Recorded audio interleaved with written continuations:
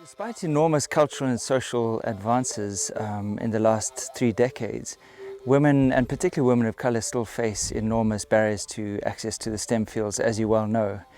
So about 4 years ago, OTS and the Nsasani Trust started to run women in science programs in partnership with scientific services, designed to dismantle some of the barriers that these early career conservation scientists face in furthering their careers in the STEM field.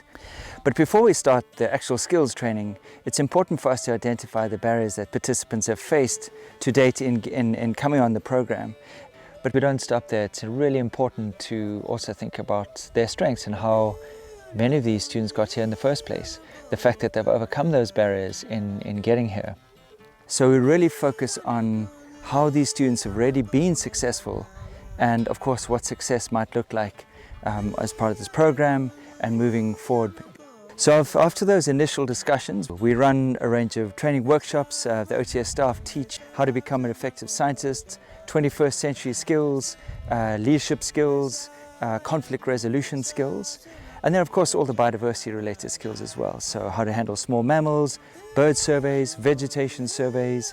They engage in 2 weeks of mentored field work in the Kruger Park with a range of different mentors from scientific services, University of Florida, and of course OTS. And following those very intense 14 days in the field, where they up at dawn for the bird surveys, they're handling rodents, through to the vegetation surveys in the afternoons, they also have to collate all their data, identify an independent project that they wish to focus on, whatever catches their fancy. They come home, analyze all the data, prepare their scientific reports, and then they have to present their findings to the Kruger Park scientists. So the students gain valuable experience in conducting research that's allied to management in the park.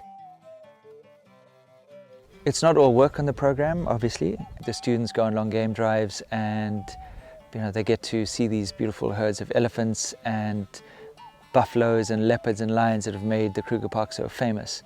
They get to enjoy just being in the Kruger Park.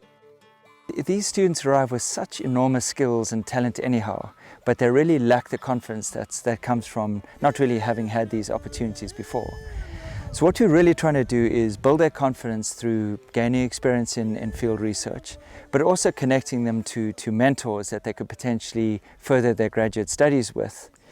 But most importantly, they're developing a peer network, a group of scientists and their fellow participants that they can come to rely upon ad infinitum. So as they move through their careers, they can always reflect on this experience, but they've also now made the necessary connections and demystified the relationship between student and mentor and what it is to be a scientist.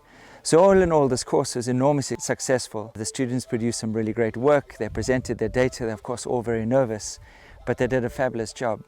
And the idea now is that we continue engaging with well beyond the course, and they often call us up after these courses to seek career advice, to seek studying advice and so on. So, this is very much a program that we'd like to develop substantially in the next coming years. So thank you very much for your time. I trust that you guys have a wonderful board meeting, and feel free to contact me if you have any questions.